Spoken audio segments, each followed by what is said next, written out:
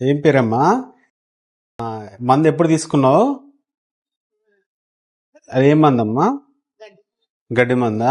ఎక్కడ దొరికిందమ్మా అది? చేనులో దొరికింది. చాలా రోజుల కిందదా? ఎన్ని రోజులు అయిందా? ఓకే. సో ఇది పారాక్విట్ పాయిజన్. తను ఇప్పుడు డయాలసిస్ చేస్తున్నాము. పారాక్విట్ తీసుకుని వచ్చారు. రీసెంట్గా గవర్నమెంట్ బ్యాన్ చేసింది 1 month వరకు ఎక్కడ సేల్ చేయకుండా బంద్ చేసి. కానీ ఇప్పుడు ఇంకా పారాక్విట్ అనేది వస్తున్నాయి పాయిజన్స్.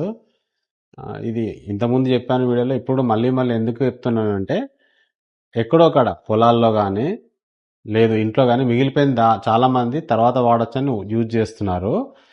సో దయచేసి ఒకవేళ అలాంటిది ఏదైనా ఉంటే దాన్ని పడివేయండి, డిస్కార్డ్ చేయండి.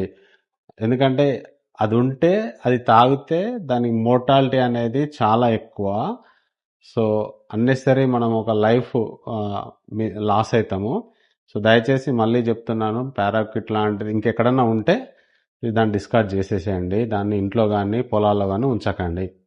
సో ఇప్పుడు దానికి డయాలసిస్ చేస్తున్నాము. హోప్ చూద్దాం నెక్స్ట్.